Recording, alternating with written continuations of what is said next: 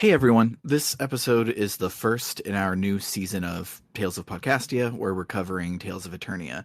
The rest of this season is for supporters only, so if you'd like to hear what happens next to Reed, Farah, and Merity, you can join us online at www.rpgbook.club and donate $1 more a month, and you can get access to the bonus feed where Tales of Podcastia resides.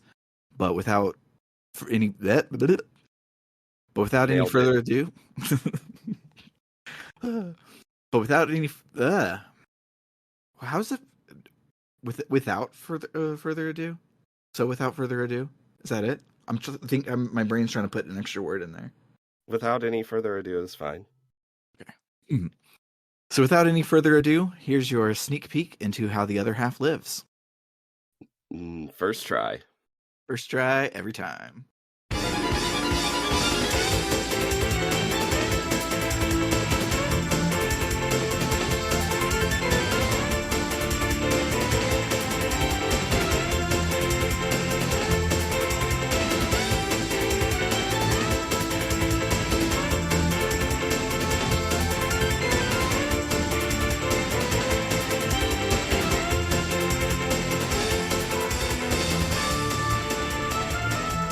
Welcome to Tales of Podcastia, our Ko-Fi exclusive journey through Bandai Namco's Tales of series in release order, sort of.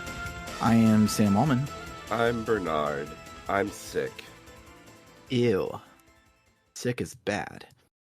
So, any deficiency in my podcasting today is due to illness, and I can't be blamed. It's true. Today we'll be starting our playthrough of Tales of Eternia, covering up until the events in Mintche University before heading off to Mount Mintche. But before we get to all of that, this game's characteristic genre is Eternity in Bonds RPG. But I found out recently that characteristic genres aren't just a Tales thing, but a lot of Japanese companies will give their games a characteristic genre just for marketing reasons. That's what tactical espionage action is. It's just the genre of Metal Gear Solid. So I have uncovered a few characteristic genre names of games that aren't Tales games for you, Bernard, to guess what games they might be. And you get 3 increasingly obvious hints that are available to you. If you guess it with no hints, you get 5 points. 1 hint is 3 points. 2 hints is 2 points, and 3 hints is 1 point. And if you don't get it and give up, no points. I'm keeping a tally of points for no real reason. Okay. But just making your number go up. I love to make a number go up. It's true. So this week, the characteristic genre is nature adventure. Nature adventure. So, I only get 1 guess, but I can ask for hints. No, you get it. You get a bunch until you either get it or give up. Okay, well, nature adventure makes me think it's a Harvest Moon / Story of Seasons thing. It is not. Okay. Nature adventure. Give me a hint. It's a Capcom game. Capcom. So you spend a lot of time in nature in Monster Hunter, but I don't feel like that's it. It is not. I know Capcom uses characteristic genre names for the Devil May Cry games, but pretty sure none of them was nature adventure. They were not. Devil May Cry is Capcom, right? Yes, because it was originally developed as a prototype of Resident Evil 4, and Resident Evil was Capcom. Also, probably not nature adventure. No. Resident Evil, actually, their characteristic genre was survival horror, which hadn't existed before that. They came up with it for marketing, and now it's a real genre, not just a characteristic genre. Neat. You want that second hint? Yes. It came out on the PS2. Came out on the PS2. You had already guessed 2 PS2 Capcom games, so this isn't that much of a hint, but... I'm just trying to think of Capcom games. I think Onimusha is Capcom, but again, and I don't think Captain Commando was even on the PS2. Nature adventure. I think Legend of the River King was Natsume, It was. not Capcom. I can't Google anything to try and I can't Google list of Capcom PS2 games. That would be cheating. Yeah. Do you want that third hint? Sure. It's a Zelda-like, specifically a Wind Waker-like. I'm not sure I'm aware of any Capcom Zelda likes on the PS2. It's one of their most famous PS2 games, and when you hear it, you're going to be upset. Is it Okami? It is Okami. You did it. You got a point. I sort of coerced a fourth hint out of you. It's true. I completely forgot Okami existed. Yeah. It's because I'm sick. It's because you're sick. Yeah, I generated a large list of these and a couple of hints that I thought of right away. And for one of them, I'm not telling you which one it is. One of the hints is you haven't thought of this game in over a decade. So good luck when we get to that one. Okay. But yeah, with Bernard's 1 point, that's a strong lead. So we're going to listen to some music, and then we're going to talk about the history of this game before we dive all into Tales of Eternia.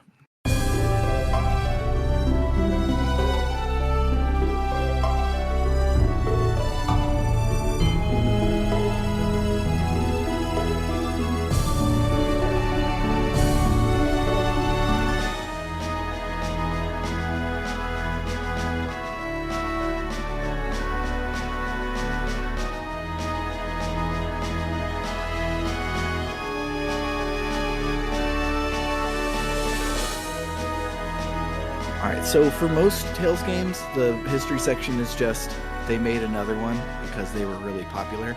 But this one actually does have a little bit more than the regular ones do. So first off, there was 3 whole years between Tales of Destiny and Tales of Eternia, and that's such a long time in terms of Tales games. It's very true.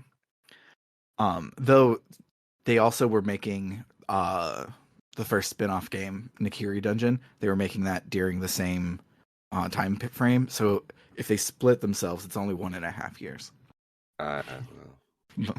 But anyways, so Eternia was the second Tales game to make it over to America after Tales of Destiny. And since Tales of doesn't necessarily convey that this is a sequel to the other...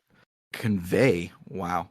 My eyes were already on saying the word Tales at the end of this line, and they collided. But yes, it doesn't necessarily convey that this is a sequel to the other Tales of game, because you get things like Tales of the Borderlands and things like that. Lots of things are called Tales of.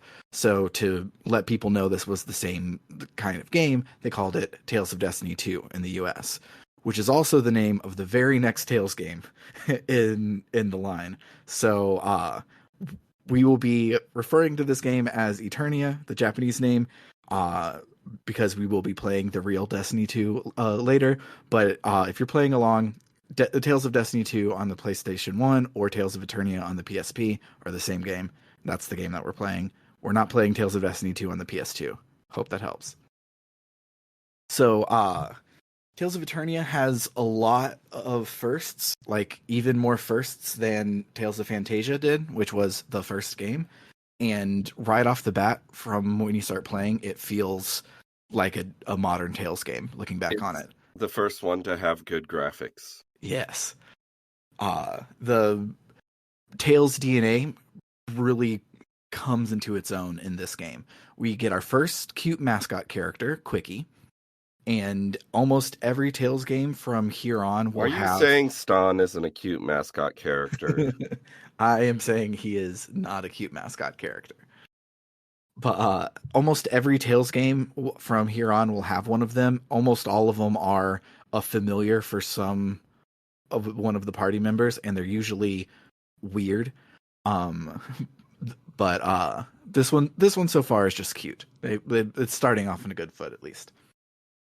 This game is the first time that spells play out in real time instead of freezing the battle, meaning that spells can be dodged. And in fact, dodging wasn't really a thing in the previous 2 games because you were slow as molasses. So this is the first time that dodging is like part of the strategy because the spells now have an area of effect instead of being full screen wipes like they were before. So you can dodge a spell if you're good at it. Also, not only can spells be dodged, they can be tolerated. Yes. um so it being faster and the being able to dodge makes the game a lot more combo driven than the games before it because you can now use your spells while you're doing a combo to like stun lock enemies more and stuff like that. Which combo as a focus is a very Tales thing from here on out. This is the first game where you don't have to pay an accessory tax to play multiplayer. You just plug in your second controller and choose who you want to control with it. In both Tales of Destiny and Tales of Fantasia on PS1, you're required to equip a channeling ring to be able to control other party members, which then it has no stats, so you have to pay an accessory tax to do it. Absolutely baffling decision. Absolutely. This game is also the first appearance of the cats, which are kind of Tales of's Moogle race. They're cat-shaped people that live out in their own little hidden enclaves, except for when they come to towns to be like merchants and stuff. They're very, very moogly. This is cats spelled Katz. That is correct. I googled them and they are weird looking. Yeah. They're slightly different, weird looking in every game, but they are definitely weird looking. Fun fact, in Tales of Graces, they cats technically are in it because they have like a cameo, but the cats vibe is replaced by the turtles, also with a Z, and it's just cats, but they're turtles instead of cats, and it's silly. This is the first game to have mystic arts, which are basically fatalities. You have super long button combos that require precise timing, and if you succeed, you have a super hidden awesome attack that you can unlock by the end of the game. This game is also the first one to have an anime tied into it. The Tales of Fantasia anime was made on the 10th anniversary of the series, so it actually came out later. This was the first one. So it was concurrent with the game, and much like .hack GU later, there's a part where they just fade and then come back a little later, and the anime takes place during that fade. This was the first Tales game to have a collector's edition. The collector's edition included character figurines, an art book, and a clock shaped like Quickie. It also had a pre-order bonus at Softmap electronic stores, which was an alarm clock that had artwork of the cast on it. Remember alarm clocks? Remember being excited about getting an alarm clock with Tales of Destiny 2 characters on it? I don't remember that specifically. But then, of course, in the most Tales has no idea what it's doing with games as a service vibe, this was the first one to have an online game attached to it, Tales of Eternia Online. And as is tradition for Tales online games, it was shut down within a year of its release. This will keep happening forever. Most of the firsts that this game has stick around, so this will probably be the longest history section until like Tales of Legendia. But for now, we're going to shift gears and start talking about the plot. Legend of Talesia. Legend of Talesia.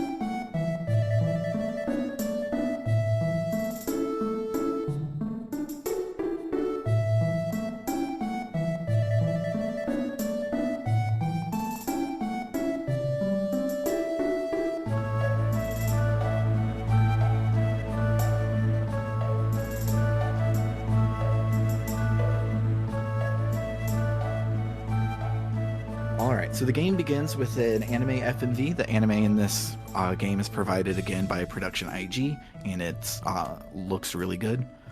And this one being like the sprites being better, it flows in between FMV and the sprites way better than Destiny PS1 did. In the FMV, we see an elder man come out into the forest at night with a flashlight, looking for and eventually finding a girl with pinkish purple hair. and her weird little critter, and they're about to leave on an important journey in her spaceship. After he sees her off, he says, "We're in grave trouble. Please be safe." And her ship flies through various spacey scenes before entering the atmosphere of an Earth-like planet as the screen fades to black. We come up on good sprite graphics where we see our hero, Reed Herschel, walking towards a lookout tower up on a cliff where his friend Farah Erstead is waiting for him. He's surprised to see her there because while he comes there every day, she's usually busy and doesn't come up here very often. She says that she's there looking at the sky, which is a weird color today. She wonders if something is going to fall from Celestia, a separate world that hasn't been in contact with their world for over 2,000 years. Reed says that anything coming from Celestia would be bad news, and life should be simple and stay the way it is and never ever change. I wonder if life will stay simple and stay the way it is and never ever change. Yeah, I'm sure it will. I'm sure the inciting incident of this game won't ever happen, and it'll just be a game about standing on this lookout tower with your friend. But then, oh no, the inciting incident shows up, and there's Shit. there's a shining light in the sky that gets closer and closer and closer before it collides with the lookout tower, with Reed and Farah jumping to the side to safety. Farah is like, "What the heck was that?" And she runs off to investigate, and Reed follows her because it could be dangerous. We then get to control Reed and have our first few battles.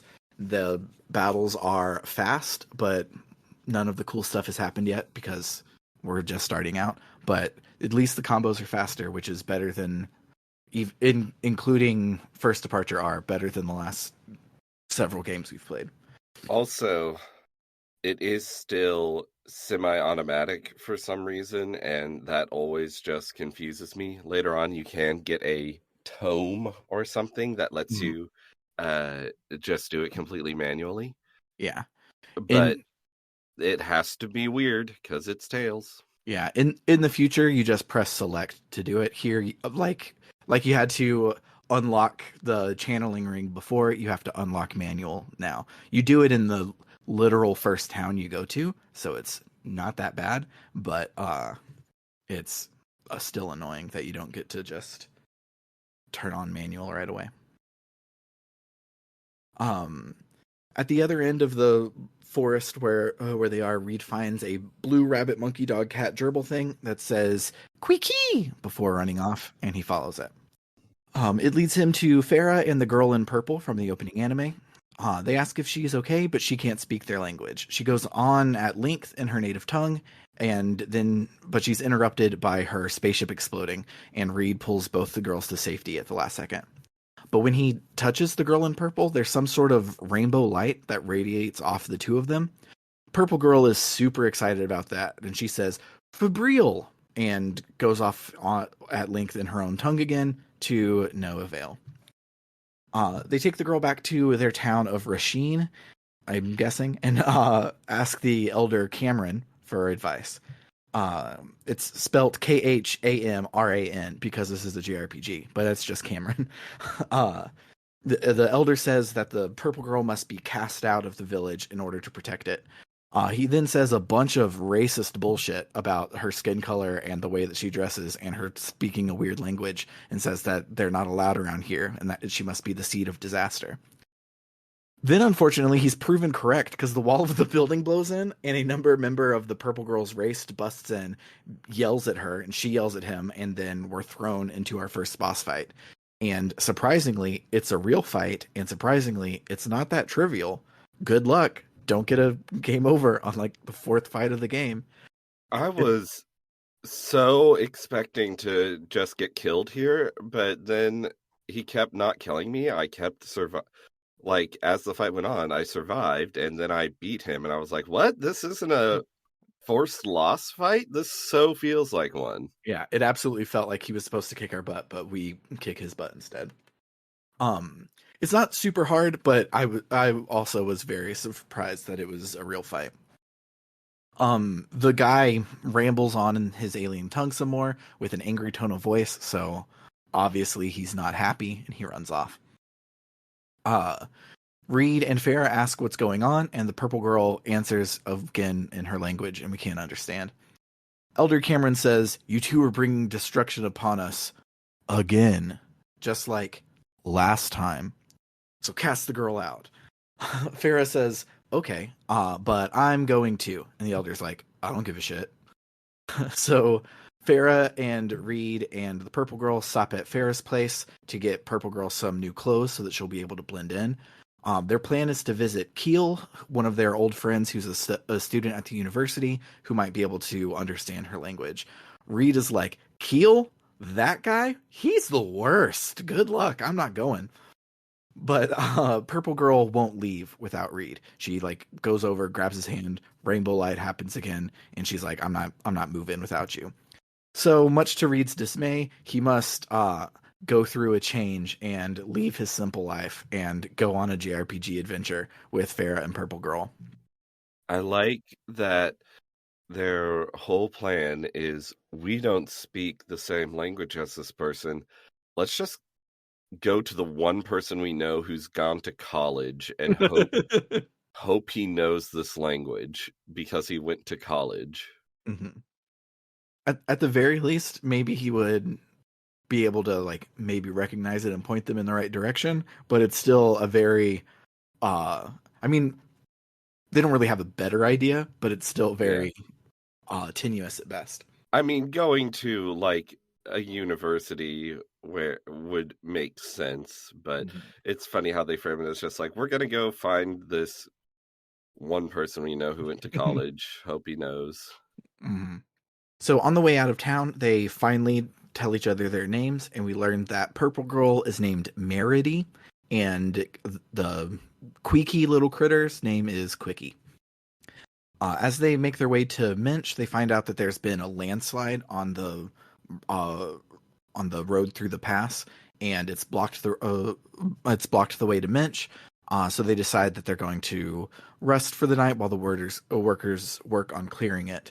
But then in the sky, some crazy bullshit happens, and the halo ring that's floating in the sky with the Stargate in the middle of it, they freak the fuck out. And this is apparently called the Orbis Barrier, and the fact that it's freaking out is what caused the landslide and is continuing to make the landslide keep happening. The workers suggest going to the Regulus dojo right up the way, because Master Regulus, whose name is actually Master Franco, might know another way to Mintche that doesn't use this road.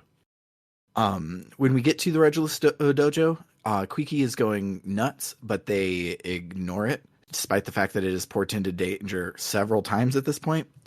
And then, of course, as soon as we go in, we're jumped by like 12 martial artists the moment we come inside. They all try to punch us, and we answer in kind by chopping them with our axe, because that's equivalent. But that's how martial arts works. Mm-hmm. This, of course, was just a test by Master Franco to see if Reed was good enough to join the dojo. Farah explains that we're not here to train, we're here to find another way to Mintche. Farah used to train at this dojo. She's our fist fighter in this game. Master Franco asks one of his Padawans named Paolo to use his water Kraymel arts to help the party get to Mintche. Paolo explains that Kraymel is basically midichlorians, but elemental. You can catch Kraymels in crystals called Kraymel cages, and with that, perform Kraymel arts. But you have to they're like Pokemon, you kind of have to be nice to them. So when he goes in to see if they can do it, he's like asking the spirits if it's okay to use their power and whatnot. He takes us to the river and he performs the Kraymel art of raft minigame, where he slows the river down enough so that it's only freakishly dangerous instead of fatal. And we careen down the river, hitting every single obstacle in the way, because I'm real bad at this mini game because it doesn't make a lot of sense. And if you do good at this mini game, do you get anything? I don't think so. It didn't say you'll get something, and there weren't like coins in the river to collect. Yeah. The completionist let's play that I was watching for the notes, they also sucked at it. And if they were completionists, you would think they would have to be good at it to get the thing. So I'm guessing it's just for fun. But it's stupid. We somehow survive hitting every single rock in the river, but now we're on the other side of the landside, so we can make our way to Minch. We know that Keel is a college student, so we decided to try the university and ask around if we can find him. At the front desk, they're like, uh, we can't just tell you where our students are. That's like very unsafe. So we lie and say that we're Keel's family, which is good enough. So she tells us that he's in the light Kraymel department, so we head off to find him. When we get to the light Kraymel laboratory, we ask Merity to wait outside where we can't see her because it's not like really strong people are after her trying to capture or kill her or anything. And also not like if someone walked up and said, "Hey, what the fuck are you doing here?" She would be able to handle that situation. Yeah. It's very dumb. Thankfully, as soon as we get inside to ask if anybody knows Keel, Merity runs in, and something about her makes all of the magical equipment in the room explode.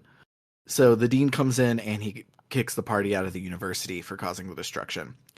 One of Keel's friends, Zank, is told to escort us from the building, but he doesn't. He just takes us to a different room to talk. He tells us that the language that Merity is speaking is called Melnix, which is the language that Kraymel spells are performed in. Zank, however, is just a intern, so he doesn't know enough Melnix to be able to translate. He just recognizes it as the spell language. I like this. I like how it's like, yeah, I can recite spells, but I don't like actually know the language. Yeah. It's like I have no idea what it even means. I just know these are the things you say to make fire show up. He asks if Merity is an Imperial Kraymel mage and if she's come here for Keel. Farah is like, yeah, sure, absolutely. We're the Imperial mage. Sure, absolutely. Where's Keel? And Zank says that Keel has been kicked out of school for spouting the theory of, quote, world chain destruction, which pissed everybody off at school for some reason, and they kicked him out for some reason. Very Institute of Higher Learning of them. So we decide that we're going to head to Mount Minch Observatory, where Keel is, but we will do that next week. And for now, we're going to listen to some more Sakuraba music and then talk about our memorable moments.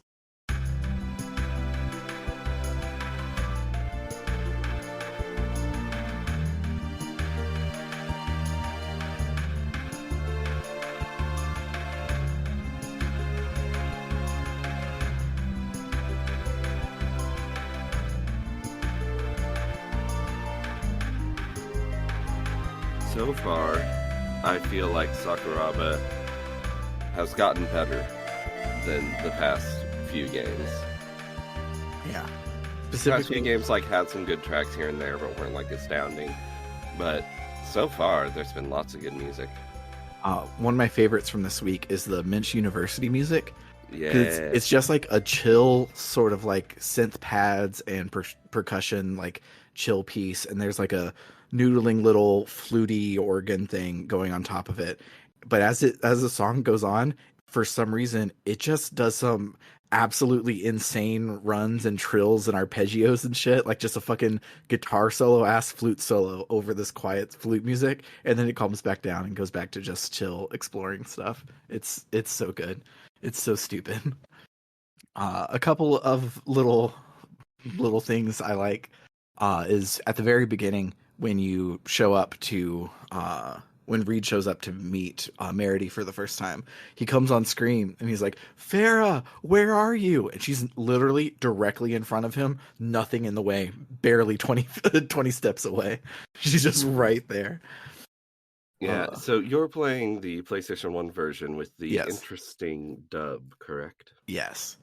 Yeah, I watched some of the dub, and my impression is that it's, you know, it's kind of not terrible, but it also doesn't feel professional. It feels like this was a high school project, and you did manage to get some theater kids for it.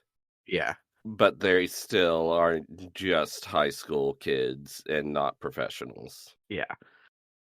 Like I've listened to a lot worse dubs from the era of where they couldn't even get theater kids. They just got like their family to just read lines on an Excel document. So here they're actually emoting and talking and stuff, but it is very, very amateur. Yeah, I am playing the undub hack of the PSP version, which the voice acting is very good.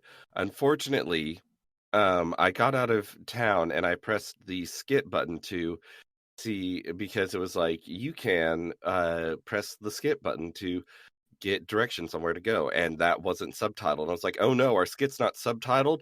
And then I found out there are no skits in the English version except for the directions ones. Oh, They dang. removed them in Tales of Destiny II and did not put them back in for Tales of Eternia. That's dumb. So I don't have to worry about that. All I'm missing is Farah saying, we got to go to Mintche University Oh, dang. because that's the only skits that are left. Yeah, when I saw them getting skits in the thingy, it was just the go over to Mintche University thing. I was like, oh, I didn't see any skits this week. Where were they? And they were gone, and that's why. But Yeah. it's weird that the undub is the European version plus Japanese, and not the Japanese version plus the English script. You would think they would do it that way to I mean, restore the content, but if they were going to restore the content, they would have to mhm, uh, translate in the skits and time the subtitles and everything, yeah, which is a hell of a lot more work. yeah, makes sense. Yeah, another cute moment that I really liked is after we figure out Merity's name. It's a long drawn out like my name is Farah, like Tarzan type thing. And they figure out Merity and Quickie's name, and Farah is like, "Wow, this is easier than I thought. Maybe we won't have to go to Minch after all." And then Merity agrees and goes off at length in her language, and Farah's just like, yeah, I guess we should go find Keel. If I had a nickel for every game we've played on this podcast where a mysterious girl falls from the sky above to start our hero's adventure, I would have 3 nickels. And I think it's cool that in this one, the long separated civilizations have different languages. Yeah, that's really cool. That's the thing I like most about this section of the game we played today. I think it's fun to have this language barrier with the characters. It's interesting. hmm Um, would you like to hear the fact that this isn't the first time, isn't the last time in this Tales of podcast where specifically a girl from a different planet with pink hair will fall from the sky to be the inciting incident to start a Tales game. When is the next one? I know there's one in Tales of Graces, but there I haven't played every game between here and there, so there might be another one between there. Maybe it's all of them from now on. That would be funny if that was the first. I do know that the speaking of firsts, there being two related planets. Technically, that was true in Tales of Fantasia, but we don't realize that until we play the prequel, Tales of Symphonia.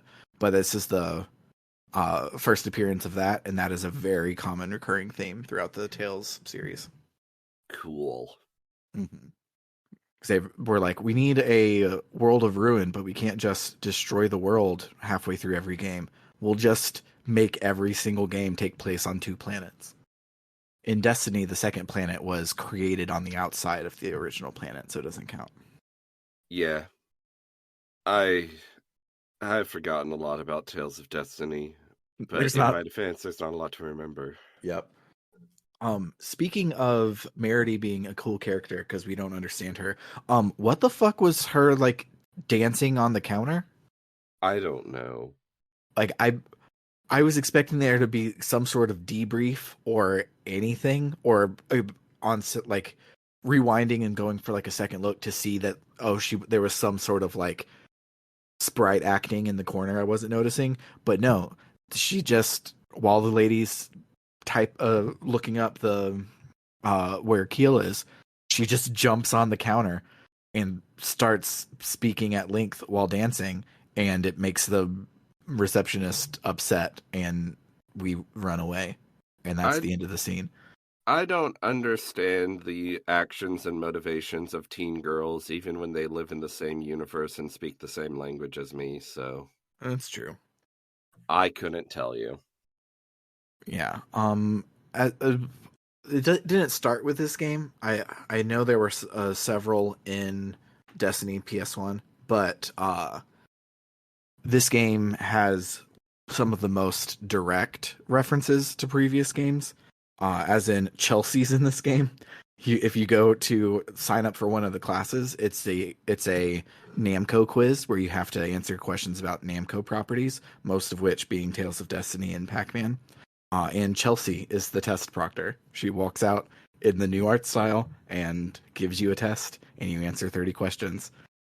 I had to Google Chelsea to remember who she was because she did not make much of an impression on me. Not at all. But yep, that's Sh- her. Yeah, she was there 100% to be our last uh bow guy got a swordian, so he does swords instead of bows now. So we need another bow guy, and so it's going to be Chelsea, Yeah. and that was it. But yeah, the Tales games in general from here on out will have completely bonkers cameos from old Tales characters or Namco characters or anything like that, and it's always silly when it happens, and it's part of the like anime goofiness that is endearing about Tales. And so seeing it here is one of the many things that's making this one feel like the first actual Tales of game. Does the Mishima family show up? No, I wish. They should. Mm-hmm. There should be. I mean, we go to a dojo. It should be a Mishima style, uh, whatever martial art they do dojo. I don't know Yeah, much about Tekken. me neither. I I played the just know crap. it's cool. I played the crap out of Tekken 3 on the PS1, and I don't remember much about it besides the how to do the cheesy move if you play as Ogre, I think. The bad guy. The guy looks like Cell with devil wings. Uh if you press the two shoulder buttons on the PS1, you jump in the air where they can't hit you and breathe fire, which they can't block. And it's very bad. It should not be in the game, but I do it over and over again because my brothers are better than me at video games.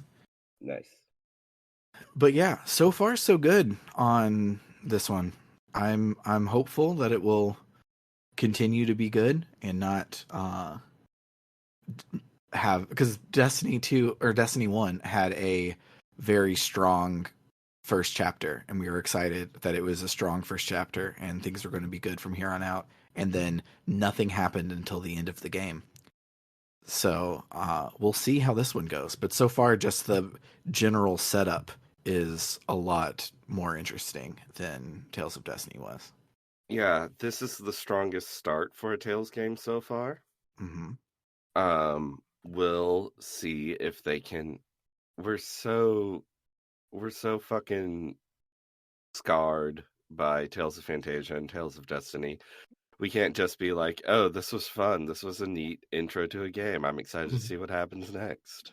Yeah, we have to be trepidatious about what happens next. But at the very least, this one's battles are fast, so it'll be easy to get through, like Destiny was. Yeah. Um. So you've played Tales of Symphonia. Mm-hmm. Is Tales of Symphonia good? I really, really like Tales of Symphonia. When we replayed it for the podcast, it was like decidedly B minus of a was the overall um rating from it from between me, Maddie, and Eli, but it's one of my favorites. Okay. I don't think it's like the best one. Excuse me. I think like it's very foundational. Like what is Tales in 3D, and it gets a lot right with that. But it's a spoilers. It's a plagiarism of Final Fantasy X with Tales flavor.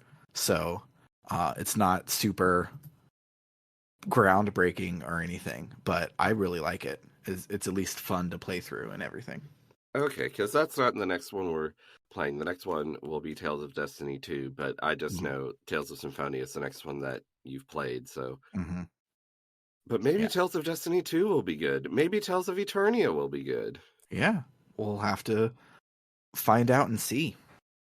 And Um, maybe Tales of Eternia will be so good that we'll be excited to play Tales of Destiny 2, and we won't play Star Ocean 2 yet.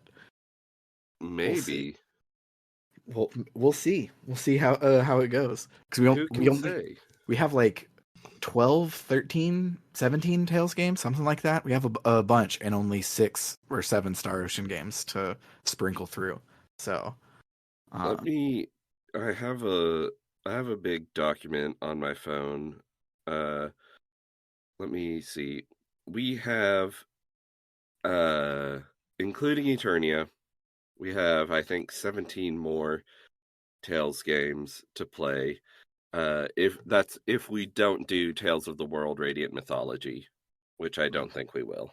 yeah, it would be cool since it's the only translated Nakiri Dungeon game, but yeah, I don't want to. I mean, I haven't heard that it's fantastic and a must play. I've heard it's a cute little crossover game, which is all the Nakiri Dungeon games are supposed to be. yeah.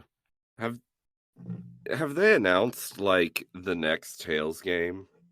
They haven't, which is a little weird. I thought they did yesterday, and I was excited to talk about it on the podcast today, but there's just an indie game coming out called like Tales of Echoes or something. I Because of, mean, there are several games coming out called Tales of something. yeah, but none of them are the next mainline Tales game, the Mothership Tales game, as it's called. Uh, they did just come out with like Oh yeah, there weirdly was late. DLC for Tales of Arise, wasn't there? Yeah, just like in October or something. So I'm hoping that it'll be soon. Not that I've finished Arise at all. I'm barely like 4 hours into it, but I I mean, I before just you want, know it, we'll be playing it for the podcast. yeah, especially because Tales games are not super long. All of them are just a couple of weeks, so So far, they just feel long. they feel like I can't believe Tales of Destiny 2 was only 8 episodes, because it felt like it was like 900 episodes. Like when we went through Septerracore, that was like 15 plus weeks of our life stuck on this one not very good game. And Tales of Destiny 2 felt a lot like that. You mean Tales of Destiny? One, yes. Yeah. I I Tales of completely Destiny was 9 parts. nine Actually, I parts. just Okay. checked. But yeah, it felt like 16 or 17. How and Fantasia was 8, Okay. I think. Yeah. Because I was just searching our episodes history and here's Tales of Fantasia part 8. We never have to play this game again. Yeah. Like I completely understand why the North American arm of Namco decided to call this Tales of Destiny 2. It was objectively the right choice to make. But now that they did, I will never call any of the 3 Destiny games the correct thing. They're all just going to get mixed up in my brain. I mean, Final Fantasy got to have some confusing naming, and Mm-hmm. Tales was gunning to be another major RPG franchise, so they figured they'd do some confusing naming too. Mm-hmm. And that's all you get. So if you want to hear some more, you can head on over to www.rpgbook.club, where any and all donations will help us cover the cost of running the show, making it better and better. If you set up a monthly donation, you get some additional benefits. If you donate $1 more a month, you can get access to the bonus feed where the rest of this season will be hosted. You also get access to our polls to decide what game we play next on the main feed. And if you donate $5 or more a month, we also shout out your name at the end of every episode, just like this. Shoutouts to Cerebral Wind, It's Clear Time, Frost Terror, Dragon Slayer 19, Florus, Kaldron, Freddy Rodriguez, Aaron 5D4, and JFro Prime. And finally, if you love us so much that you donate $20 or more a month, you also get to make me say a sentence of your choosing, either to plug something or just to make me say certain words in a certain order. I should change this to either to plug something or to torment me, like Vimk. So shoutouts to El Tantivy, who wants you to check out Aftermath.site, a worker-owned, reader-supported news site covering video games, the internet, and the cultures that surround them. Shoutouts to Vimk, who wants you to play The Legend of Legaia, which features music from Wild Arms 1 and Alundra 2 that were likely just there as placeholders that never ever got replaced because Contrail worked on all three games. Weird. Interesting. Fun fact. And then shoutouts to Carr, who's a dentist. So he isn't plugging a website, but rather your own mouth. And he says to brush your teeth twice a day, most importantly, the time before you go to bed. For RPG Book Club, I've been Sam Allman. I'm Bernard. Gotta know when to go. You want to know a fun fact about Tales of Eternia? Yeah. It came out in America one day before 9/11. I like to imagine some turn of the millennium weeb being so excited for Tales of Destiny 2, and then it's like, and he gets it, but then the next day is like, you can't be happy about Tales of Destiny 2. You have to be sad about America now. It's true.